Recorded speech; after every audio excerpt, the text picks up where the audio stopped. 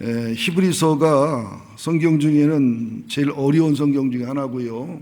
목회자님도 이거 설교하기를 좀 꺼려하는, 또 성도님들도 듣기가 힘든 내용입니다. 그러나 히브리서를 이해를 해야 이게 복음에 대한 핵심과 신약과 구약을 이해할 수 있는데요. 특별히 여기 그 히브리서 5장 11절부터 6장 마지막 절까지는 히브리서를 진행하는 가운데 가로를 넣고서 그 안에다가 이게 히브리서 본문을 설명하고 보충해주는 가로 안에 들어간 내용이다, 이렇게 이해하시면 좋겠습니다. 오늘 아마 히브리서 5장, 6장, 7장을 말씀을 드릴 텐데 9시 예배 때 학생들 중심으로 예배를 드렸는데 애들이 하여튼 3분의 1 정도는 알아듣더라고요. 용기를 내서 말씀을 드리려고 합니다. 우선 여기 11절을 보면 멜기세덱에 관하여는 우리가 할 말이 많으나 너희가 듣는 것이 두나무로 설명하기가 어렵다. 왜냐하면 히브리서를 이해하려면, 또 예수님을 이해하려면, 예수님의 중보와 구속 사역을 이해하려면 멜기세덱과 아론을 이해를 해야 되는데 여기에 대해서 할 말도 많고 교훈도 많지만 너희가 듣는 게 둔하다. 이 둔하다는 것은 그냥 한국말로 말하면 둔하다 이런 뜻이 아니에요. 이런 뜻이 아니고 그 하나님의 말씀을 듣기는 들어도 순종하지 아니해서, 실천하지 아니해서 이론은 많은데 그 영적인 실제의 성장과 성숙이 없기 때문에 말씀을 사모하는 마음이나 말씀에 대한 깨달음이나 말씀에 대한 순종이나 말씀에 대한 본질적인 영적인 통함이 많이 연약하다, 이런 뜻이거든요.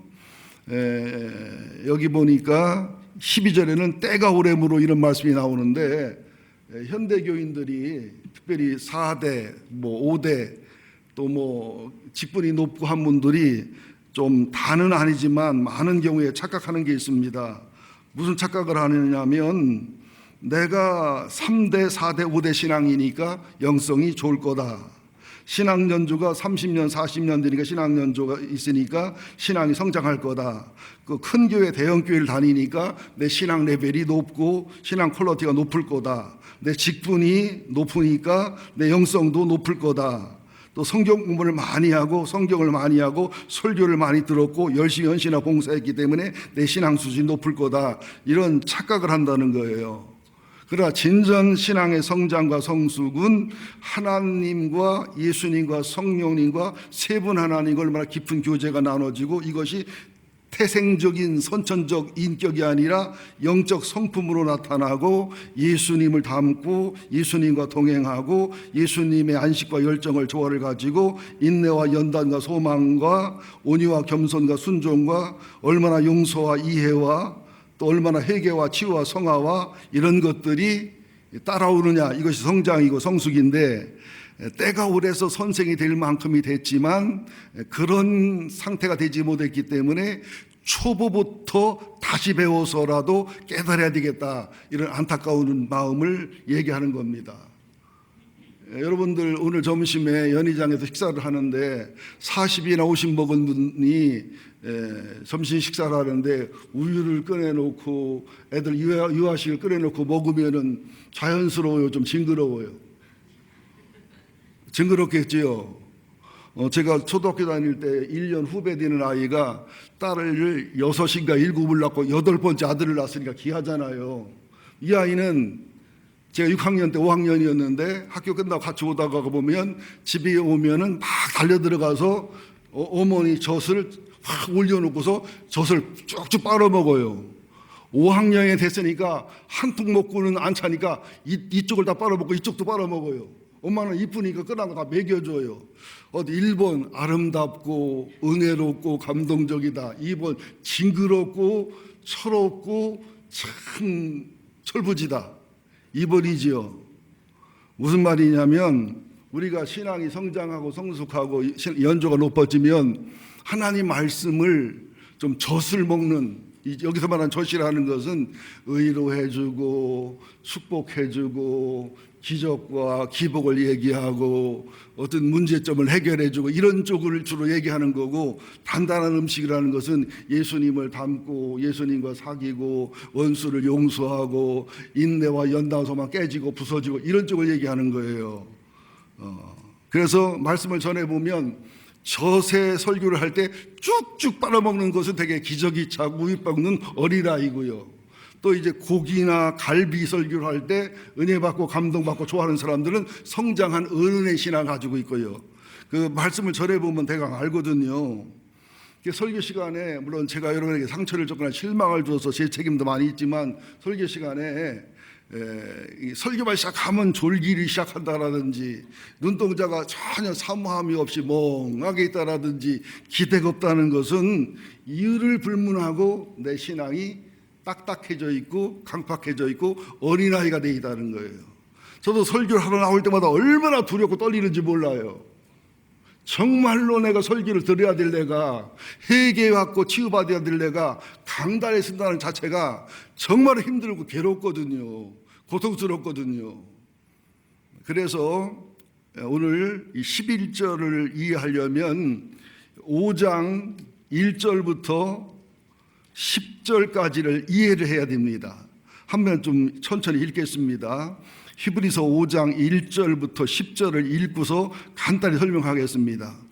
대제사장마다 사람 가운데서 택한 자이므로 하나님께 속한 일에 사람을 위하여 예물과 속죄하는 제사를 드리게 하나니, 그가 무식하고 미혹된 자를 능히 용납할 수 있는 것은 자기도 연약에 휩싸여 있음이라. 그러므로 백성을 위하여 속죄제를 드림과 같이 또한 자신을 위하여 드리는 것이 마땅하니라. 이 존귀는 아무도 스스로 취하지 못하고 오직 아론과 같이 하나님의 부르심을 받은 자라야 할 것이니라. 또 띄어서 7절입니다. 시작. 그는 육체에 계실 때에 자기를 죽음에서 능히 구원하실 이에게 심한 통곡과 눈물로 간구와 손을 올렸고 그의 경건하심으로 말미암아 들으심을 얻었느니라. 그가 아들이시면서도 받으신 고난으로 순종함을 배워서 온전하게 되셨은즉 자기를 순종하는 모든 자에게 영원한 구원의 근원이 되시고. 무슨 말이냐면, 자, 결론을 먼저 얘기할게요. 온전하고 완전한 큰 대제사장 예수 그리스도는 아론이라고 하는 네 지파의 사람의 대제사장의 역할을 위해서 하나님으로 사람 돼서 인성을 입고 와서 제사장 역할을 하신 거예요. 또 예수님이 신성 하나님으로서 사람의 모양으로 고난과 고통을 당한 것은 신비의 비밀인 아버지도 없고 어머니도 없고 시작도 없고 끝도 없는 신비의 제사장 멜기세덱의 양쪽을 완성한 거예요. 그러니까 신비의 멜기세덱 대제사장은 하나님 쪽에, 또 육체적인 약점과 단점이 있는 아론 대제사장은 사람 쪽에, 하나님과 사람 쪽에서 중보자가 되고 그의 십자가의 피와 고난과 부활을 통해 구원을 이루기 위해서는 하나님인 동시에 사람인 예수가 필요해서 예수님이 불갑을 오신 거예요. 그래서 이렇게 신성과 인성의 대제사장을 설명하기 위해서 멜기세덱을 통해서 모델을 보여주셨고 아론을 통해서 모델을 보여주신 거예요. 이걸 이해하면 굉장히 깊은 깨달음이 있습니다. 왜 예수가 하나님인데 니들 죄 없어 그럼 끝나잖아요. 죄 없다고 쳐, 그죠? 그냥 나와 삼위일체 하나님 믿으면 다 구원받아. 그러면 사람이 되고 30년 동안 고난과 고통을 당하고 십자가에 죽고 부활하고 복잡하고 힘들고 이 잔을 옮겨달라는 기도를 할 필요가 없잖아요. 우리는 고난하면 예수님이 십자가 고난만 생각하는데 아니에요. 하나님이 사람이 되는 것보다 고난이에요. 여러분 직장을 은퇴해서 한번 낮게 살아보세요. 직장에서 이사였는데 상무였는데 직장을 내려놓고 가서 아파트 경비비를 서보세요. 이게 쉬운 건가? 하나님이 사람 되고 또 가나안 집에 태어나 하나님인 메시아가 멸시와 천대를 받고 공생에도 그 욕을 먹고 오해를 당하고 가진 고난과 고통을 당하시고 죽으시고 부활하시고 복잡한 과정을 왜 겪었느냐? 하나님이시지만 사람이기 때문에 영적 룰을 정당하게 신적인 마귀와 싸움에 승리하시고 육적 룰을 그대로 지켜서 사단과 사람으로서 율법과 말씀을 지켜 시험을 통과해서 예수님은 하나님이라 특별히 혜택을 입은 게 아니라 전지전능의 혜택을 입은 게 아니라 정정당당히 육체로서도 율법을 지켜 승리했고 하나님으로서도 마귀와 싸움에 정정당당히 승리한 완전한 승리자, 영광자, 존귀자라는 거예요. 그래서 지금 앞서 말씀드린 이 히브리서 5장 1절부터 4절, 7절, 8절, 9절, 10절은 아론의 제사장들은 육체를 가졌잖아요. 연약하잖아요. 죄가 험이 있잖아요. 자기들도 자기를 위해 제사를 드리고 하나님께 제사를 드려야 됐고요. 또 자기들도 그러니까 제사장 역할을 하지만 백성들의 죄 짓는 거, 연약한 거, 힘든 거를 공감하고, 그죠? 이해하고 긍휼히 여기는 마음이 있잖아요. 예수님이 하나님으로 우리를 알고 이해하고 사랑하시지만 우리와 똑같은 육체로서 우리보다 100배, 1000배, 10,000배 더한 죄가 없음에도 불구하고 질병으로 억울함으로 고난을 당했기 때문에 우리가 당하고 있는 고난, 당했던 고난, 앞으로 당할 고난에 1000배, 10,000배 많이 당했기 때문에 예수님은 치유의 사랑을 하시고 긍휼의 사랑을 하시고 우리를 진실로 사랑하시고 우리의 형님이 되시고 우리의 친구가 되시는 그런 분임을 보여준다는 거죠. 여기 그 히브리서 5장 7절 8절에도 보면 육체에 계실 때에 통곡과 눈물로 소원을 올렸고 그의 경건하심으로 들으심을 얻었고 아들이라도 받으신 고난 순종을 배웠고 하나님이라도 아들이라도 육체를 가졌기 때문에 눈물로 통곡으로 그의 경건함의 승리로 율법을 넘어서 하나님 앞에 순종을 배워서 배웠다는 것은 배운다는 것보다 순종을 체험해서 체득해서 우리의 모델이 돼서 완전한 아론 제사장의 제사와 아론 제사장의 모델과 모형의 연약함을 완성하신 분이 예수 그리스도다. 동시에 4절부터 봅니다. 히브리서 5장 4절 시작. 이 존귀는 아무로 스스로 취하지 못하고 오직 아론과 같이 하나님의 부르심을 받은 자랄 것이니라. 5절 또한 이와 같이 그리스도께서 대제사장이 되심도 스스로 영광을 취하심이 아니요 오직 말씀하시니가 그에게 이르시되 너는 내 아들이니 내가 오늘 너를 낳았다 하셨고, 그거까지 읽어보고요.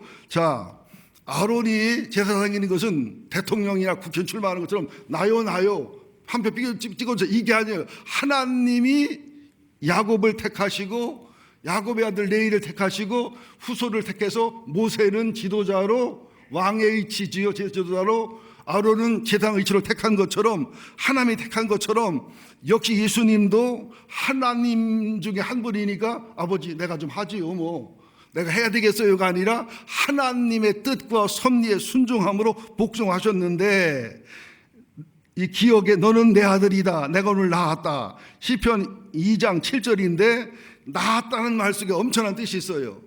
애기 엄마들이 애를 낳는다는 말 속에는 산고가 있지요.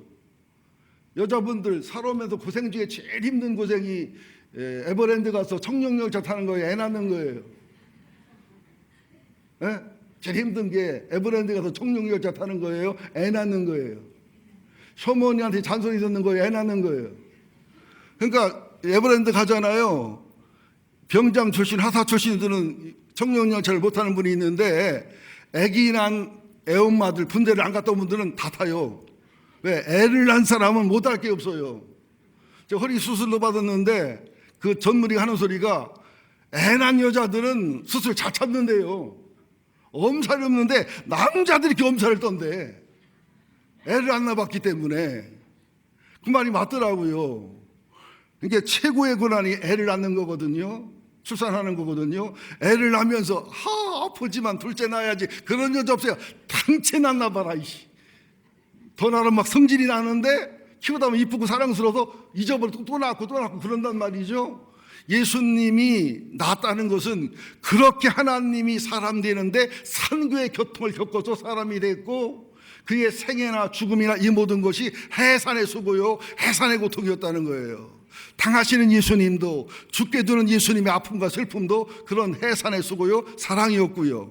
또 목회를 해보니까 왜 힘드냐면 여러분이 볼 때 편하고 뭐 등대지기처럼 그냥 2층에서 산다고 생각하시지만 가장 힘든 게 뭐냐면 자격 없는 내가 이 의체에 서 있다는 두려움과 공포와 죄송함. 두 번째는 여러분의 죄와 여러분의 허물과 상처와 이것을 늘 직면하고, 저는 직면을 잘하고 동정심이 많고 긍휼의 마음이 많기 때문에 여러분이 죄를 지고 악을 행하면 제가 굉장히 잘 알아요. 잘 느껴요. 굉장히 고통스럽고 아프고 죄고 제가 잘못 가르친 잘못이라는 죄책감과 부족감에 시달리게 되고, 여러분의 아픔이 있잖아요. 이런 아픔 저런 슬픔하면 여러분이 아픈 것보다 제가 더 아플 때가 있어요. 내가 마음이 착해요. 아니 실제 착해요.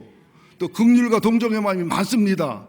이런 고통과 괴로움, 그러니까 아론이 그랬던 것을 예수님이 완성하고, 멜기세덱은 신비의 멜기세덱이거든요. 창세기 14장에 보면, 찾지는 마다 시간 많이 가니까 창세기 14장에 보면 아브라함의 조카 롯이 소돔과 고모라에 살다가 소돔과 고모라 주변의 왕들끼리, 당신은 도시의 왕입니다. 국가의 왕이 아니라 도시의 왕끼리 전쟁이 났는데 롯이 포로로 잡혀갔어요.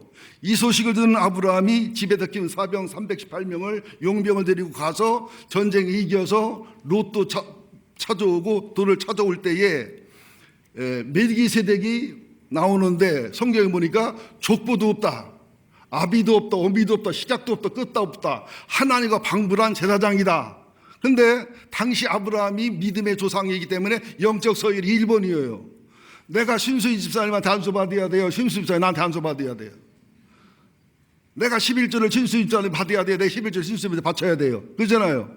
영적 서열 1번인 아브라함이 멜기세덱이 11조를 바쳤다는 얘기는 멜기세덱은 영적 서열이 특권이라는 얘기예요.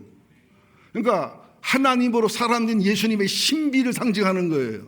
11조를 드렸고 11조를 드림과 동시에 멜기세덱의 축복을 받는데, 그냥 축복이 아니라 큰 축복을 받으면서도 이건 네 힘이 아니라 하나님의 힘이라고 하는 어떤 권면과 경고성 축복을 받습니다.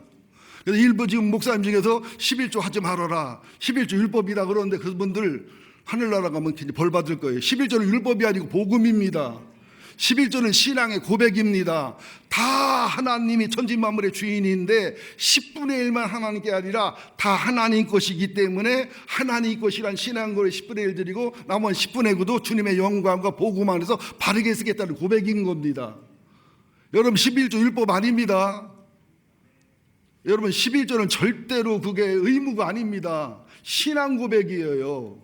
또 청지기의 삶의 사일이고 청지 삶의 고백이고 모든 게 하나님 것이라는 고백이고, 또 11조 받았다 10분의 9는 데마다 쓰라는 얘기가 아니에요. 주님의 뜻대로 쓰겠다는 결단이라는 사실을 아셔야 돼요. 그래서 주일성수나 안식일 신앙은 주일성수 안식일이 율법이 아니라 주일성수 안식일이 내 영혼과 내 삶을 보호합니다.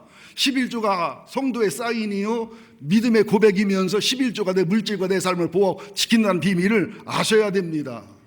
너무 그걸로 나가니까 무교회주의, 무주일주의, 무성직주의, 무십일조, 이 무식한 사람들에게 넘어가지 마세요. 교회 역사를 보시고 교회 신학의 흐름을 보시고, 이따도 장로교 신학, 칼빈 신학과 알미닌주의 감리교 신학을 비교해서 내가 구원론을 설명할 텐데 여러분 말씀을 잘 들으시기를 예수 이름으로 축원드립니다. 자, 그러면서 6절 봅니다. 또한 이와 같이, 히브리서 5장 6절, 또한 이와 같이 다른 데서 말씀하시되 내가 영원히 멜기세덱의 반차를 따르는 제사장이라 하였으니 그는 육체에 계실 때에 자기를 죽임에서 능히 구원하실 이에게 심한 통곡과 눈물로 간구와 소원을 올렸고 그의 경건하심을 말미암아 들으심을 얻었느니라. 그냥 넘어가고 10절 11절 봅니다. 하나님께 멜기세덱의 반차를 따르는 제사장이라 칭함을 받으셨느니라. 멜기세덱에 관하여는 우리가 할 말이 많으나 너희가 듣는 것이 두나무로 설명하기가 어렵다. 그러니까 아론에 대해서는 설명해도 잘 알아들어요. 또 아론의 그 제사를 완성했다는 말 이해하는데 멜기세덱은 잘 몰라요. 또 성경에 얼마 안 나와 있어요. 그래서 쿰란 지역에 있던 SNF파가 이 멜기세덱이라는 연구를 많이 했기 때문에 원본은 별로 없는데 연구사본이 얼마나 엄청난지 몰라요. 멜기세덱을 이해를 해야 하나님을 이해하고 예수님을 이해하고 하나님이신 예수님이 멜기세덱의 하나님의 신비의 제사장과 아론의 육체의 제사장의 완성임을 가르치는 거예요. 자, 그래서 히브리서 7장을 보시면 설명이 나옵니다. 히브리서 7장 1절부터 쭉 읽어나갑니다. 시작. 이 멜기세덱은 살렘 왕이요 지극히 높으신 하나님의 제사장이라 여러 왕을 쳐서 죽이고 돌아오는 아브라함을 만나 복을 빈 자라. 아브라함이 모든 것의 10분의 1을 그에게 나누어 주니라. 그 이름을 해석하면 먼저는 의의 왕이요 다음은 살렘 왕이니 그 평강의 왕이요 아버지도 없고 어머니도 없고 족보도 없고 시작한 날도 없고 생명의 끝도 없어 하나님 아들과 닮아서 항상 제사장을 있느니라. 이 사람이 얼마나 높은가를 생각해보라. 조상 아브라함도 노량물 중 10분의 1을 그에게 주었느니라. 레위 아들들 가운데 제사장의 직분을 받은 자들은 율법을 따라 아브라함 허리에서 난 자라도 자기 형제인 백성에게 10분의 1짜는 명령을 받았으나 레위 족보에 들지 아니한 멜기세덱은 아브라함에게서 10분의 1을 취하고 약속을 받은 그를 위하여 복을 빌었나니 논란의 여지 없이 낮은 자가 높은 자에게 축복을 받느니라. 또 여기는 죽을 자들이 10분의 1을 받으나 저기는 산다고 증거를 얻은 자가 받았느니라. 또한 10분의 1을 받은 레위도 아브라함의 말미암아 10분의 1을 바쳤다고 할 수 있나니 이는 멜기세덱이 아브라함을 만날 때 레위는 자기 조상의 허리에 있었음이라. 레위 계통의 제사 직분으로 말미암아 온전함을 얻을 수 있었으면 백성이 그 아래서 율법을 받았으니 어찌하여 아론의 반차를 따르지 않고 멜기세덱의 반차를 따르는 다른 한 제사장을 세울 필요가 있느냐. 제사 직분이 바뀌었은즉 율법도 반드시 바꾸어지리니 이것은 한 사람도 제단 일을 받지 않는 다른 지파에 속하는 것을 가리켜 말함이라. 우리 주께서 유다 지파로부터 나신 것이 분명하도다. 이 지파의 모세가 제사장에 관하여 말한 것이 하나도 없고 멜기세덱 같은 별다른 한 제사장이라는 것을 보니 더 분명하도다. 그는 육신에 속한 계명의 법을 따르지 아니하고 오직 불별의 생명의 능력을 따라 되었으니 정언하기를 내가 영원히 멜기세덱의 반차를 따르는 제사장이라 하였도다. 너무 많이 읽어서 과부하 걸려요? 야곱의 아들 레위를 통해서 아론 통한 육신의 제사장도 예수님 완성했지만 예수님은 유다 지파잖아요. 아론 지파 레위 지파가 아니잖아요. 엉뚱한 지파에서 나와서 다윗을 통해서 메시아가 온 것은 멜기세덱이 아비도 없고 족보도 시닥도 없는 것처럼 신비의 의미의 상징이라. 멜기세덱은 하나님의 신성을 보여주는 제사장이고 아론은 예수님의 인성을 보여주는 제사장이라. 예수님은 큰 대제사장, 멜기세덱의 신성과 아론의 인성의 대제사장을 완성한 큰 대제사장으로서 친히 자기가 하나님과 사람의 중보자가 되시고 자기가 제물이 되시고 자기의 피를 흘려 구원하시고 단번에 이루시고 또 구약의 모든 제사, 대속의 제사의 원리와 구의 원리를 완성하신 완전한 대제사장, 온전한 대제사장, 참 대제사장이 예수님이시다. 우리는 예수님을 이렇게 붙잡아야 돼요. 이렇게 사랑해야 돼요.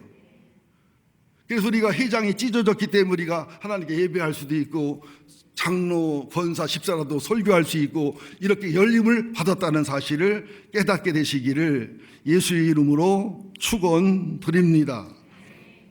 자, 그래서 멜기세덱 대제사장에 대한 설명은 아론의 제사장, 멜기세덱과 아론의 제사장을 완성하신 예수 그리스도의 큰 제사장, 이렇게 해서 설명을 한 거예요. 이제 두 번째 히브리서 5장 12절부터 14절을 봅니다. 이 말씀이 굉장히 중요한 말씀입니다. 그리고 6장 1절부터 8절까지는 굉장히 논란의 여지가 있는 어려운 말씀입니다. 12절 시작. 때가 오래되었으므로 너희가 마땅히 선상이 되었을 터인데 너희가 다시 하나님 말씀의 초보에 대해서 누구에게 가르침을 받아야 할 처지이니 단단한 음식을 못 먹고 젖이나 먹어야 할 자가 되었도다. 이는 젖을 먹는 자마다 어린아이니 의의 말씀을 경험하지 못한 자여 단단한 음식을 장성한 자의 것이니 그들은 지각을 사용함으로 연단을 받아 선악을 분별한 자들이니라.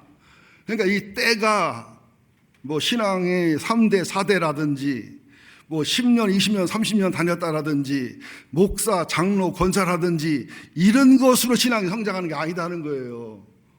그건 착각이라는 거예요. 또 대형교회 다니는 사람들은 자기가 서울대 출신인 줄 알아요. 그리고 대형교회 목사님들은 목사인 줄 알고 조그만 교회 목사는 목사인 줄 알아요. 이거는 굉장히 큰 착각이라는 거예요. 신앙이 좋고 나쁜 것은 하늘나라가 들어가지만 여기서 보는 방법은 뭐냐면 하나님과 예수님과 성령이 얼마나 깊이 사귀느냐, 그리고 얼마나 예수님과 동행하느냐. 선천적으로 인격이 좋아서가 아니라 예수님을 사랑하고 교제하다 보니까 예수의 성품과 인품이 배어나느냐, 얼마나 용서할 수 있냐, 얼마나 내 원수를 위해서 사랑하고 섬길 수 있냐, 그런 것이 신앙의 성숙이라는 거예요. 제가 토요일 날은 일찍 자는데 어제는 제 의지적으로 SBS에서 금토일에 하는 드라마가 있더라고요. 10시에 의사 요한. 일에 이해되는 일 한번 꼭 보시기 바랍니다. 그건 물론 기독교적으로는 문제가 있긴 해요. 안락사 부분을 다루는 건데 그 부분은 분별하시더라도 의사 요한하고 또 레지던트 2년차가 사람을 살리려다가 죽어서 의사 면허증이 이제 뺏기고 우여곡절 겪는 건데, 그 내용이 뭐냐면 죽을 수밖에 없는 환자지만 살려보려고 몸부림을 치다가 인생이 망가지는 여의사, 또 고통과 고난 중에 죽을 수밖에 없는, 죽어야 되는 환자인데 연명 치료를 하면서 그 극심한 고통 중에 있는 사람을 마약을 투여해서 죽게 도와주는, 이거 기독교에 문제가 있는 겁니다만은, 그래서 면허가 3년 정지되고 교도소에 갔다 온, 그래서 한 사람을 살리기 위해서라면, 의사의 사명을 위해서라면 면허증을 뺏길지라도 감옥에 갈지라도 양심과 신앙을 따라서 하고 있는 그 모습의 중심. 허준이라든지 많은 의사들의 모델이지요. 그래서 목사나 판사나 검사나 변호사나 교사나 이게 그 교수나 이런 분들은 그런 마음으로 일생을 살아야 된다는 거죠. 저도 비겁할 때가 많고 실수할 때가 많았지만 제가 나름대로는 그런 중심으로 목회하다 보니까 또 어려움이 가중되지요. 실수도 있고 허물도 있고, 거기다가 교인 하나를 위해서 목회를 걸고, 교인 하나를 위해서 내 인기와 신뢰를 걸고, 이래 손해도 많이 보고 그랬지만 하나님이 그 중심을 알기 때문에 교회를 책임지고 목회를 책임지고 보장하는 그런 내 개인의 간증도 있고, 뭐 이것을 동의 안 해도 상관없어요. 제 간증이니까. 근데 우리들이 말씀을 들을 때에 젖이나 먹는 신앙이 된 것은 어린아이라는 거예요. 단단한 음식, 의의 말씀이 무슨 얘기하냐면 뭐 설교가 깊고 수준 높고 이런 얘기보다 정말 축복받고 잘되고 내 자아를 시연하고 내 죄를 터치도 안 하고 내 상처를 터치도 안 하고 영적인 수술도 안 하고 그냥 와서 예배만 드리면, 와서 헌금만 많이 내면, 와서 빌기만 하면, 기도하기만 하면, 와서 미신이나 다른 종교처럼 그런 식의 설교가 젖이라는 거예요. 젖. 단단한 음식은 뭐냐? 하나님을 직면하게 하고 하나님 앞에 나를 직면하게 하고 심판받는 신앙이 아니라 수술받는 신앙이 되게 하고, 정말 하나님의 직면을 나를 직면해서 예수님의 십자가를 의지할 수밖에 없고 주님의 부활을 의지할 수밖에 없고, 아론 제사장의 역할과 멜기세덱 역할을 왜 했는지를 뼈저리게 느끼고 알면서 나는 죄인입니다, 나는 연약합니다, 나는 회개할 것밖에 없고 감사할 것밖에 없고, 나는 예수의 십자가, 예수의 부활, 예수의 은혜, 예수의 능력, 예수님만 필요합니다. 부자와 나사로 비유해서 부자는 젖 먹는 신앙들을 말하고 나사로가 바로 단단한 음식을 먹는 신앙을 상징한다는 것이지요. 그러면서 14절에 보니까 14절 읽습니다. 단단한 음식은 장성한 자의 것이니 그들은 지각을 사용함으로 연단을 받아 선악을 분별한 자들이니라. 자, 보세요. 3차원의 분별과 4차원, 5차원 분별은 달라요. 바리새인과 서기관들은 얼마나 많이 배운 사람들이에요. 성경 얼마나 잘 알아요.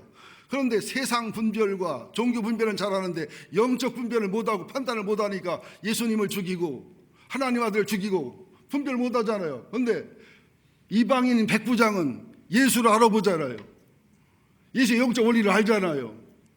무식한 베드로는 고기가 잡혔을 때 동업하자고 안 하고 내가 죄인이 떠나라고 하잖아요. 이 분별력은, 영적 분별력은 배워서 되는 것이 아니고 성경을 많이 알아 되는 것도 아니고 신앙연적 깊어 되는 것도 아니고, 그 영혼이 하나님을 사모하고 사랑하고 젖도 먹지만 단단한 음식을 먹고 자기를 직면하고 자기를 회개하고 주님을 깊이 알고 주님의 깊은 마음을 알고 주님의 깊은 뜻을 알고 주님을 제대로 알아서 수술을 받는 것을 심판받는 것보다 더 기뻐하고 거룩한 아픔을 즐거워하고, 오늘도 9시 예배 때 어느 집사님 기도하는데 보니까 이제 거룩한 아픔을 알더라고요. 거룩한 즐거움을 알더라고요. 우리 교회가 평균적으로는 말씀에 젖 먹는 신앙보다 단단한 음식을 먹는 신앙의 수준이 올라간 교회입니다. 강사들이 오면 굉장히 놀래요. 말씀을 잘 듣고 말씀을 사모한다. 여러분들 장로님이나 권사님 중에서요, 기저귀 차고 젖병 빨면서 설교 듣는 분 많아요. 그러면서 아는 거 많으니까 잔소리를 많이 해, 판단을 많이 해. 이게 어린아이들이에요. 여러분 자신을 돌아봐야 됩니다. 나는 어린아이인가 어른인가? 나는 예배드리는 태도가 어린아이 태도로 예배를 드리나 어른의 태도로 예배를 드리나? 나는 모든 상황과 사건을 어른의 태도로 반응하는가 어린의 태도로 반응하는가? 이걸 얘기한 거예요. 그러니까 멜기세덱에 대해서는 너희가 선생이 될 정도로 가르칠 정도로 탁월하고 알지만 영적 성장이 어린아이이기 때문에 젖이나 먹기 때문에 설명 힘들고 어렵다는 거예요. 설명을 못 하겠다는 거예요. 그래서 그걸 보충 설명을 한 다음에 다시 설명이 들어간 거예요. 근데 나는 보충 설명을 안 하고 가로 하나 것 가지고 보충 설명을 해버렸는데 여러분은 알아들어요. 그러니까 히브리서를 듣는 사람보다 여러분 수준이 높지요. 좋은 얘기도 하면 안 하고.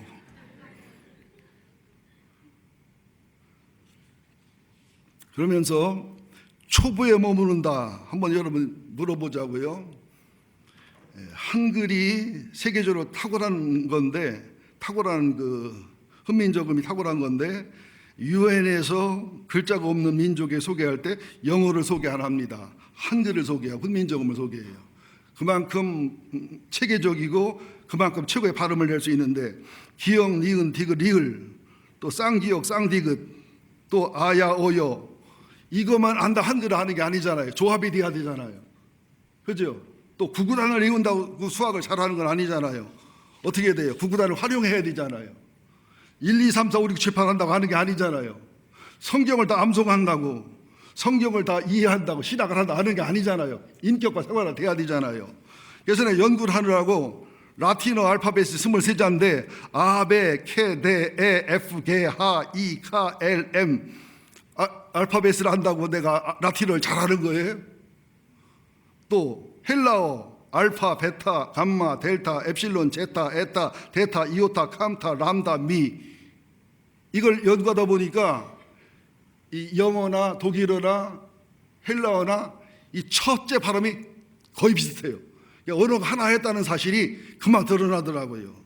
또 히브리어를 보면 알렙, 베트, 끼멜, 달렛, 에, 와우, 자인, 헤드, 테드. 히브리어는 알렙은 수소라는 뜻이에요. 수소. 또 베르는 집이라는 뜻이고요. 끼멜은 낙타라는 뜻이고요. 거기에 숫자가 돼요. 알렙은 1, 베트는 2, 히멜은 3. 이게 히브리어예요. 또 이제 자음은 따로 있고요. 뭐 잘난 체 하려고 하는 게 아니라 여러분에게 기초만 하는데 라틴어 알파벳을 하면서는 라틴어를 잘한다. 그건 거짓말이잖아요. 알파벳을 알면 영어를 잘한다. 그것도 거짓말이잖아요. 천자문, 하늘천, 따지, 거무련, 누르왕, 지부, 집주, 올부롱, 거칠왕. 어려서 종손이라고 얼마나 할아버지가 때려가며 가르쳐주는 데는 천자문처럼 지겨운 게 없었어요. 뭐 이해도 뭐 여러 가지 뭐 독일어도 있고 수없이 많지요. 근데 이게 기초란다 하는 게 아니잖아요. 근데 우리들의 신앙에 보면 젖이나 먹고 있으면서 기초에 머물러요. 집을 짓는데 털을 팠는데 10년을 털을 파놓고서도 집을 안 졌다. 20년 털만 팠고 집을 안 짓다. 아니잖아요. 털을 빻으면 집을 완성해야 되잖아요. 누가복음에 나오지요. 망대를 질 때 계산해서 완성할지 안 할지를 알아서 하지 않냐.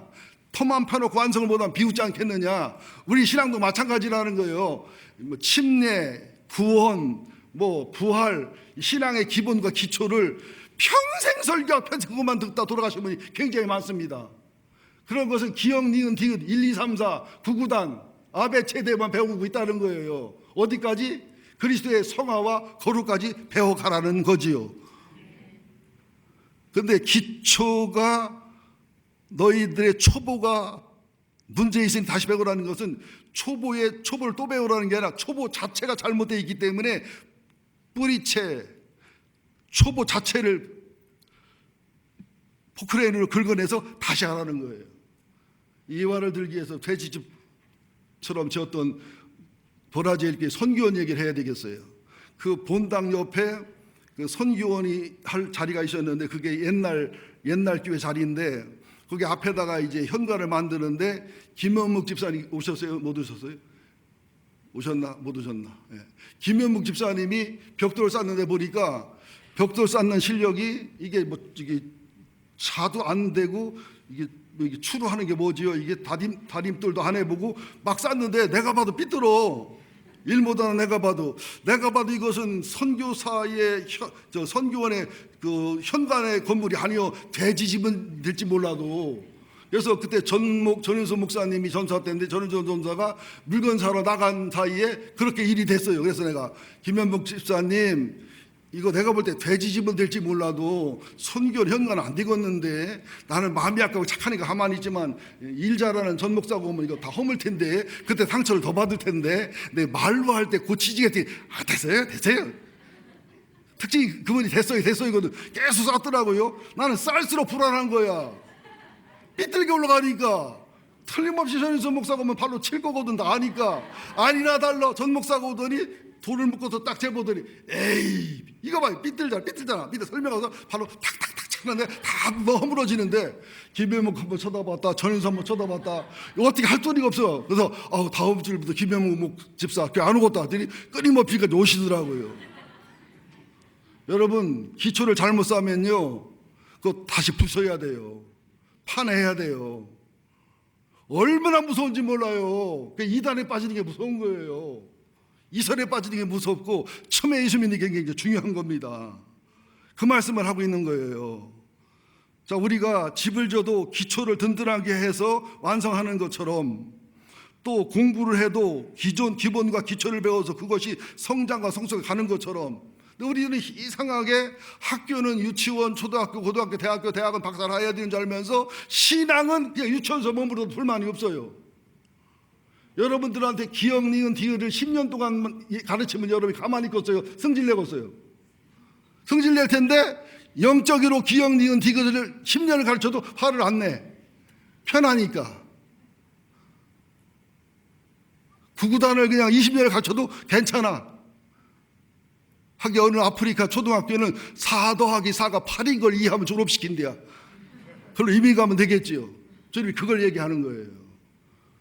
우리가 멜기세덱 제사장과 아론 제사장 완성하신 예수를 알아야 되고 우리가 기초에 머무르지 말고 완성해야 되고 기본에 머무르지 말고 완성해야 되고 저신앙 먹는 신앙으로 머무르지 말고 단단한 음식을 먹는 신앙이 돼야 돼요. 설교 시간에 삐지는 것은 상처받는 것은 지뢰하는 것은 어린아이라 그런 증거예요. 설교 시간만큼은 삐지면 안 돼요. 말씀을 감당하는 게 어른이고 성숙한 것이고 그래야 선악을 분별하는 능력과 본능이 생긴다는 사실을 아셔야 됩니다. 여러분 은혜가 되고 있습니까? 깨닫고 있습니까? 예, 제가 히브리서를 연구를 하면서 얼마나 마귀의 공격을 많이 받나 몰라요. 어떻게 몸을 아프게 하고 막 일이 많게 하고 막 잠을 못 자게 하고 히브리서 설교할 때마다 막 교인들이 덜 나오고 막 히브리서 말고 다른 거에 설교했으면 좋겠다고 그러고 못 알아듣겠다고 재미없다고 그러고 뭐 막 이런 현상이 생기고 히브리서를 강의하고 나면 또 후유증이 막 오고 막 반응이 오고 근데 하나님은 밀어붙여라. 네 주특기가 밀어붙이는 거 아니냐. 네가 성질도 급하고 경솔해 보이기도 하고 그렇지만 너는 한번 하면 죽어도 하는 성질을 내가 그걸 쓴다. 예, 죽어도 하기로 했습니다. 자, 마지막 세 번째 굉장히 중요한 부분이고 이분은 신학적 논쟁이 있는 거라 이 설교를 잘 들으셔야 됩니다. 히브리서 6장 1절부터 8절까지 읽고서 마무리합니다. 오늘은 칼빈의 신학과 감리교 웨슬리의 신학을 비교하면서 성도의 견인을 말씀드릴 테니까 은혜가 될 테니까 끝까지 들으세요. 시작. 6장 1절. 그러므로 우리가 그리스도의 도의 초보를 버리고 죽은 행실을 회개함과 하나님께 대한 신앙과 침례들과 안수와 죽은 자의 부활과 영원한 심판에 관한 교훈의 터를 다시 닦지 말고 완전한 데 나갈지니라. 그러니까 신앙의 기초와 기본이 나쁘다는 게 아니라 구원과 또 기독교의 복음의 진리와 신앙의 기초와 천당과 지옥과 안수와 뭐 심판과 뭐 이런 것을 배우긴 배우는데 계속 거기에 머무르지 말고 기초 위에 이제 쌓아 올려 가라는 얘기를 하는 거예요. 완전한 데 나갈지니라. 3절 하나님께서 허락하시면 우리가 이것을 하리라. 한 번 빚을 받고 하늘 은사를 맛보고 성령에 참여한 바 되고 하나님의 선한 말씀과 내세의 능력을 맛보고 타락한 자들은 다시 새롭게 하여 회개할 수 없나니 이는 그들이 하나님 아들을 다시 십자가에 못 박아 드러놓고 욕되게 함이라. 요 성경을 읽으면서 여러분 두려움이 생겨요, 안 생겨요? 이러다 구원 못 받은 거 아닌가? 그죠? 이러다가 천당을 못 갈 수 있다는 얘기가 아닌가? 근데 이것은 마귀가 주는 말이에요. 잘 들으세요. 예, 한 번 빚을 받고라는 것은 베드로, 야고보, 요한이 변화산상에 가서 변화된 예수님과 모세를 경험한 것 같은 그 신비의 체험, 하늘의 은사를 맛봤다는 얘기는 하나님의 능력과 성령의 체험과 성령의 신비를 경험하고 성령에 참여한 바 되었다는 것은 성령의 능력과 성령의 진리와 성령의 은사를 경험하고 하나님의 선한 말씀이라는 것은 하나님 말씀의 깊이와 하나님 말씀의 비밀을 터득하고 저처럼 그런 사람을 얘기하고 내세의 능력은 입신을 했거나 바울처럼 산천정을 다녀왔거나 이렇게 하고서 타락한 자들은 다시 새롭게 하여 회개할 수 없나니 이는 그들 하나님의 아들을 다 십자가에 못 박아 드러내고 목되게 함이라. 이게 무슨 말이냐? 성령을 거역하거나 하나님이 용서할 수 없는 죄를 짓거나 앞에 나오는 성경이에요. 또 한 번 빚을 받고 하나님의 은사를 맛보고 성령에 참여하며 되고 하나님의 선한 말씀과 내세의 능력을 맛보고 타락한 자들은 다시는 주님이 안 받아도 된다. 그 소리가 아니에요.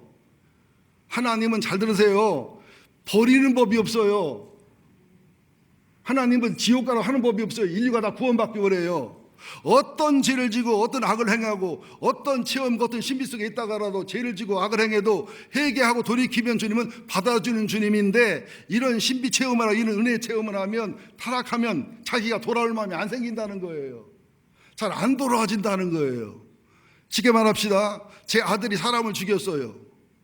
간음을 했어요. 제 딸이 사기를 쳤어요. 저나 집사람이 아들과 딸을 포기할까요? 그래도 포기를 안 할까요? 안 하겠지요. 근데 아들이 살인했다고 간음했다고 형무소에 다녀오고 나서도 숨고 집에 안 오고 그죠? 나가서 마약이나 먹다 술 먹다 어느 골짜기 골목에서 얼어도 죽었어요. 그런 경우는 내가 버린 거예요, 지가 안 돌아온 거예요. 여러분이 천당 갈까 지옥 갈까 두려워하지 마세요. 하나님은 지옥 가게 버리는 법이 없어요. 회개만 하면 돌이키면 언제나 돌아옵니다. 받아들입니다. 이게 걱정할 거 없다니까는요. 저 어려서 미라한테 너 죽으면 천당 가 지옥 가 그랬더니 아빠 솔직히 말해도 돼요? 말해. 그랬더니 천당 가고 싶은데 지옥 갈 것 같다는 거예요. 왜? 그랬더니 주님의 십자가, 주님의 부활, 복음도 믿는데 성질을 미워한 적이 많대. 원래 뼈놓고 놀러 간 적이 많고 엄마 아빠가 보는 것처럼 안 착하대. 지옥 갈 것 같아. 그래서 아니야. 행의와 인격으로 천당 가면 엄마 아빠도 못 가지. 네가 두려워하는 것은 네 행의를 의지하다 보니 행의를 바라보다 보니 못 간다는 생각이 드는 것이지 주님은 더한 죄를 지고 더한 악을 행해도 주님의 십자가를 붙들고 주님의 복음을 의지하면 천당 가는 거야. 그날 이후 구원의 확신을 갖더라고요. 우리는 많이 그런 마음이 들어요. 의를 행하고 선을 열심히 신앙생활하면 천당 가겠다. 그 마음이 들다가 주일날 빠지거나 좀 뭐 죄를 짓거나 그죠? 윤리적으로 잘못하거나 하면 지옥 가겠다. 그렇게 해서 일주일에도 천당과 지옥을 몇 번 왔다 갔다 해요. 그죠? 한 달이면 한 여러 번 천당 갔다 지옥 갔다 그래요. 그것은 여러분의 생각이 마귀가 주는 마음이라는 거예요. 이 말을 믿으셔야 됩니다. 자, 한번 물어봅시다. 가룟 유다가 천당 갔을까 지옥 갔을까? 여러분 생각에 가룟 유다가 지혜롭고 약아서 말을 안 해요. 자, 그럼 가룟 유다는 지옥 갔다는 지옥파. 손을 번쩍 들어주세요. 지옥파. 가룟 유다는 그래도 주님의 제자였는데 천당 갔다 천당파. 죽어서 가봐야 할 것다 중도파. 가룟 유다는 지옥 갔습니다. 그분이 그러죠. 지옥 가야지요. 예수를 팔아먹었으니 배반했으니 아닙니다. 예수를 팔아먹어 지옥 간 게 아닙니다. 예수를 배반해 지옥 간 게 아닙니다. 전부 다 믿었습니다. 양심에 찔렸을 때 베드로는 회개하고 돌아왔습니다. 유다는 지 양심에 찔려 회개하고 돌아오려고 자살해버렸습니다. 유다가 예수를 팔아먹어서 지옥 간 게 아니에요. 엄청난 죄를 져서 지옥 간 게 아니에요.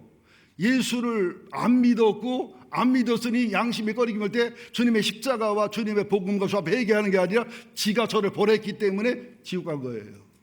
베드로가 예수를 부인한 것은 유다가 예수를 팔아먹은 죄와 똑같아요. 그 이상이에요. 근데 왜 천당 갔어요? 말씀이 생각나 회개했고 주님이 돌이켰기 때문에 천당 간 거예요. 믿습니까? 1층에서 넘어진 무릎 바빠가지고 2층에서 넘어진 무릎이 부러지고 다리가 부러지고 3층서부터 5층부터는 죽어요. 자, 사단이 왜 회개를 안 할까요? 회개하면 사단도 주님이 받아줍니다. 김정일, 김정은도 주님이 받아줍니다. 회개만 하면. 회개를 해요, 안 해요? 안 하지요. 알면서도 안 하지요. 그런 소리예요. 저 같은 경우에가 타락을 했다. 목사를 안 하고 타락을 하고 시간 날 때마다 담배 피고 술 먹고 뭐 힘도 없지만 그저 강남제비 강북제비 하며 산다. 그러면서 기독교에 대한 불만과 불편이 많다. 쉽게 돌아올까 못 돌아올까? 저는 설득할 목사 있을까 없을까? 어렵겠지요. 그러나 주님은 내가 그렇게 10년 20년 그 짓 하고 와도 어때요? 받아줘요? 안 받아줘요? 받아줘요. 용서하셔요. 근데 내가 돌아오기 어렵지요. 여러분들 진병장 장로님 교회 떠났다 다시 돌아오시는 거 굉장한 용기입니다. 백남희 집사님 부부 뭐 나가 미워서 정부에 떠난 거 아니지만 그래도 다른 게 갔다 오시는 거 굉장한 용기입니다. 탕자가 집에 돌아오니까 아버지가 대환영하잖아요. 우리는 제지고 아그레 가면 하나님이 난 줄 알아. 얼마나 우습게 볼까 멸시할까. 아버지는 그냥 버선발로 뛰어나가서 환영하고 사랑하잖아요. 나한테 신바가 오르는 사람들은 막 두렵고 떨림으로 와. 나를 뭐로 볼까, 어떻게 멸시할까. 내가 얼마나 사랑하고 이뻐하고 귀엽고 존경하고. 회개해봐야 하나님 알아요. 죄 많이 지고 주님께 돌이켜 와봐요. 주님의 마음을 안다니까. 그런 뜻의 말씀이지, 너 은혜 받고서 말씀 깨닫고서 너 하나님 힘이 체험하고 타락했다? 안 받아. 이 자식아. 내가 너를 어떻게 가르쳤는데, 내가 너를 어떻게 했는데 서울대도 못 가고 서강대 갔어 이 새끼야? 세상에 내 과외를 시켰는데 서울에 있는 대학도 못 가고 저 지방대를 가고 있어. 너는 아들도 아니야 이 자식아. 이런 아버지가 아니란 말이에요. 우리 하나님은 우리 아버지가 아니요. 우리 하나님은 우리 어머니가 아니요. 우리 하나님은 내가 아니에요. 이분을 체험하시라니까. 누리시라니까. 그래야 나도 그렇게 용서할 수 있어요. 나도 그렇게 사랑할 수 있어요. 나는 분명히 얘기할 수 있는 것은 내 원수라 할지라도, 원수도 없지만 나를 힘들게 어렵게 했을지라도 그가 돌이키기만 하면, 아니 안 돌이켜도 그 힘들게 어려우면 나는 내 재산을 팔아서 내 몸을 던져서 그걸 사랑하고 그를 위해서 내가 죽을 수도 있어요. 언제든지. 내가 훌륭해서 그래요? 내가 얼마나 성질이 개떡 같고 힘든 사람인데. 집사람은 처녀 때 기도를 많이 안 해가지고 나 같은 사람 만난 죄값을 치르잖아 지금. 그걸 아는데 내가 못된 거 알아요. 여러분들 나 같은 목사 모시는 게 참 힘들고 어려울 거예요. 저를 잘 모시고 잘 섬기고 은혜 베풀어 끝까지 잘 원로로 가게 해주시면 요 다음에는 저보다 100배 훌륭한 목사님이 부임할 줄로 믿습니다. 아멘 하라니까 곤란하지. 아멘 하면 이거 목사 어떻게 생각할까. 안 하자니 곤란하고. 근데 나를 막 괴롭히고 억지로 나가게 하고 막 그냥 힘들게 하고 괴롭히면 나보다 100배 힘든 분이 오실 겁니다. 설교 한두 번 들어봐서 몰라요. 저 목사 중에 착하고 순진한 목사 중에, 내 말하기가 참 쑥스러운데 실제 그런데 청소래 가두리가 진짜 순진해 나오고 집사람이. 그러니까 또 전 목사님이나 우리 게 부목사님 저 순진하고 성실한 분이 드물어요. 하여튼 못된 목사 한번 치러볼래요? 한번? 못된 사람 한번 치러볼래요? 나보고 독재한다고? 독재 같은 소리가 앉았네. 한번 독재자 만나볼래? 재직기도 아니야. 사무처도 안 하고 재정도 감사 안 받은 목사가 숱해요. 침례교회 중에.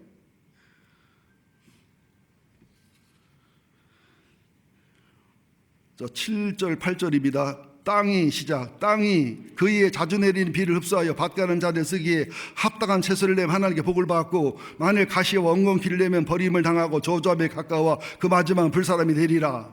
신앙의 열매가 좋으면은 하나님께 복 받고 나쁘면 저주받는다. 이것도 두려움 중 하나지요. 이게 11조를 안 했는데 무슨 사고가 나면 11조 할 때 나갔네. 그죠? 또 뭐든 죄지고 양식 거리끼는데 애들이 아프면 아유 제조 때 애들이 아프래. 그게 그럴 수도 있지만 안 그럴 때가 더 많다는 거예요. 이제 또 마음대로 살아라. 하나님이 은혜로 싸이를 주고 깨닫게 할 때도 있지만 우리 삶 속에는 희노애락이, 그죠? 비 오고 눈 오는 게 자연스럽기 때문에 예수를 아무리 잘 믿어도 인생의 고난 고통을 헤어날 길이 없고, 예수를 아무리 못 믿었고 악하게 살아도 그렇게 벌 주고 그런 하나님은 아니다는 거예요. 비가 와도 의인의 집이 낙이니 똑같이 비 주시잖아요. 선을 행해도 금방 축복이 없고 악을 행해도 금방 벌이 없잖아요. 이게 실망하고 죄인들이 악을 행하잖아요. 하나님의 넓고 너그러운 마음임을 기억하셔야 됩니다.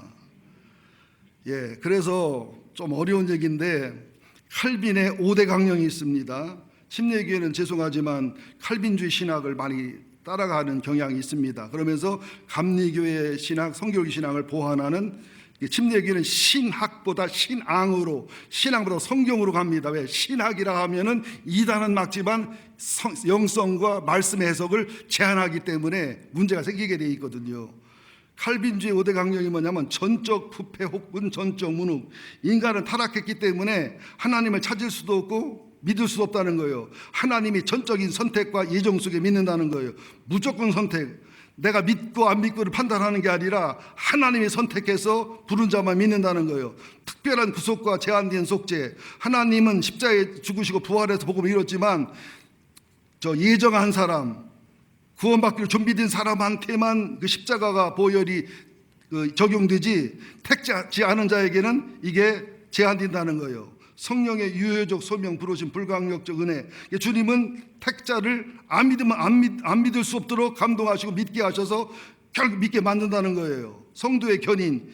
한 번 예수 믿게 했으면 얼마나 악을 행하고 죄를 져도 막 그냥 교통사고 나고 해서라도 중환자실에 누워서 콧구멍에 고수를 꽂고서 목사를 찾아와서 회개하게 해서라도 천당을 보낸다는 거예요. 이게 칼빈의 5대 강령의 신앙입니다. 감리교는 이게 반대예요. 인간이 타락한 건 맞지만, 무능한 건 맞지만 아직도 타락 속에 신성과 인성이 남아있기 때문에 예수 하나님을 믿고 안 믿고는 하나님의 전적인 권능과 주관이 아니라 사람의 선택이 있다는 거예요. 엄청 다르지요. 칼빈의 교리는, 장로의 교리는 믿고 안 믿고는 하나님의 절대 주권이라는 거예요. 선택된 자만 믿는다는 거예요. 근데 감리교는 그렇지 않다는 거예요. 내가 믿을 수도 있고 안 믿을 수도 있고, 선택은 하나님의 주권이 아니라 인간의 자유의지에 있다는 거예요. 여러분 존대로 택하시면 돼요. 우리 침례교는 이것을 적절히 믹스해서 조화가 된 게 구원론이나 믿는 거죠. 무조건적인 선택. 하나님이 선택한 사람을 알아서 선택하지만 감리교에서는 예지 선택이라는 거예요. 저놈이 믿을지 안 믿을지 미리 아시기 때문에, 선한 작한 줄 아시기 때문에 예지해서 선택한다는 거예요. 또 감리교에서는 특별히 믿을 사람 안 믿을 사람 구분하는 게 아니라 본인이 믿고 안 믿고에 따라서 믿고 안 믿고지, 선택한 사람 믿고 선택하는 사람 안 믿고가 아니라는 거예요. 그래서 감리교는 선교를 굉장히 열심히 합니다. 선택이 본인에게 있으니까. 장로교 신학에 들어가면 전도 잘 안 합니다. 선교도 안 합니다. 왜? 믿을 사람이 믿을 텐데 보통 전도하고 선교해. 믿을 자가 정해져 있는데 복음만 바르게 전하면 되지. 근데 감리교 신학 가지면 이러다 지옥 가는 거 아니요? 이러다 천당 가나? 이러면 천당 가겠네. 이러다 지옥 가는 거 아니야? 구원론에 불안할 수도 있겠지요. 이게 학으로 가면 다 모순이 나오고 불완전한 부분이 나오는 거예요. 또 성령의 유효적 소명과 부르심, 불강력적 은혜.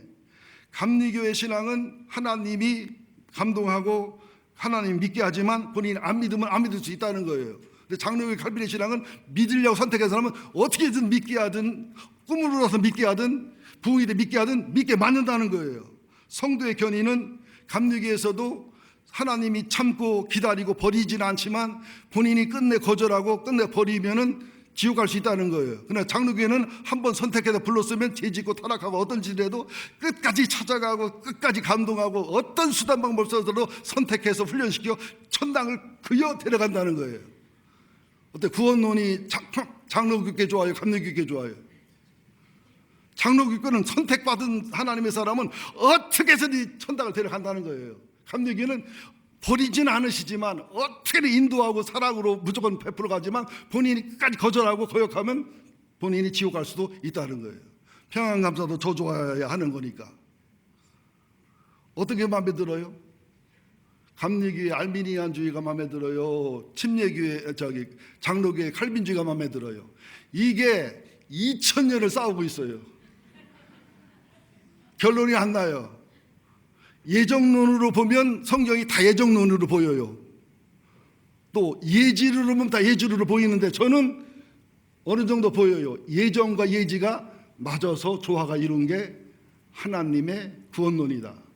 그러면 500년 전에 죽은 우리 조상들은 천당 가서 지옥 갔어요. 교회도 없고 목사도 없었는데 주님이 하셔요. 그죠? 예수 믿는 부모 밑에 태어난 아기가 태어나서 한 달 만에 죽었어요. 천당 가요, 지옥 가요. 예수 안 믿는 집에서 태어난 아이가 한 달 만에 죽어서 천당 가요, 지옥 가요. 어린아이니까 천당 간다. 부모가 예수 믿었으니까 천당 간다. 안 믿으면 지옥 간다. 그것도 천당 가봐야 알아요. 구원은 하나님께 있는 겁니다. 좀 어려운 얘기인데 제가 쉽게 얘기했죠. 그래도 지금 아멘 해줘야 빨리 마치잖아요. 제가 그러니까 결론은 뭐냐, 빨리 마칠게요. 아멘 해줬으니까. 어거스틴의 신학이 칼빈주의 신학하고 이어졌고 펠라기우스 신학이 알미니우스 신학하고 이어진 거예요. 그래서 이 구원론이 장로교의 구원론, 감리교의 구원론, 침례교의 구원론, 구원파의 구원론은 어떠냐? 한 번 믿었으면 구원이고 어떤 죄를 져도 문제없다고 하기 때문에 심하게 타락까지 가요. 왜? 한 번은 영원한 구원이니까. 천주교의 구원론, 안식일교의 구원론, 유대교의 구원론, 회교의 구원론, 다주의 구원론이 달라요. 그러나 가장 성서적인 구원론은 장로교와 감리교의 구원론의 완전한 질서와 조화, 하늘나라 가야 깨달을 수 있는 구원론, 하나님의 절대 주권이 있다는 것은 사실이죠. 여러분, 지옥 갈 염려하지 마세요. 마지막 마무리할게요. 지옥 갈 사람은 지옥 갈 염려를 안 합니다. 이러다 지옥 가면 어떡하나 걱정도 팔자요. 절대 지옥 안 갑니다. 지옥 갈 사람은 지옥 갈 염려를 안 합니다. 오히려 나는 100% 천당한다고 하는 잘못된 신앙, 바리새인과 서기관주의 지옥 갈 자가 있지요. 그러나 우리처럼 지옥 갈까 두려웠고 하나님 앞에 괴로워하는 것은 굉장히 아름다운 거예요. 저는 얼마나 목회자로 괴롭고 힘든지 몰라요. 여러분이 상상을 초월하게 괴롭고 힘들어요. 여러분, 거룩한 의로도 있어야 되지만, 거룩한 사랑도 있어야 되지만, 거룩한 복과 간증도 있어야 되지만, 예수님의 아픈 마음을 알기 때문에, 성령님의 아픈 마음을 알기 때문에, 성령님이 조명해서 중복기를 해주기 때문에 그들의 상처와 그들의 죄를 가슴에 안기 때문에 우리는 그렇게 괴로웠던 사나이 행복한 예수, 잎새 있는 바람에도 괴로워했다는 윤동주 시인의 시를 가슴에 품고 사시기를 예수 이름으로 축원드립니다. 하나님 고맙습니다. 히브리서 5장, 6장, 7장 참말로 설교할 자격이 없습니다. 또 종도 제대로 알지 못하며 전했습니다. 성령이 역사해 주셔서 지혜와 계시형을 부어 주옵소서. 이 말씀을 깨닫고 발견케 하여 주옵소서. 사단이 얼마나 히브리서를 싫어하는지요. 준비할 때도 너무너무 많은 고통을 당합니다. 설교를 할 때도 굉장히 힘들고 어렵습니다. 설교 후에도 해산의 수고를 겪습니다. 하나님이 영적 비밀을 알게 하시고 마귀와 성령의 역사를 분별하는 우리가 되게 하여 주옵소서.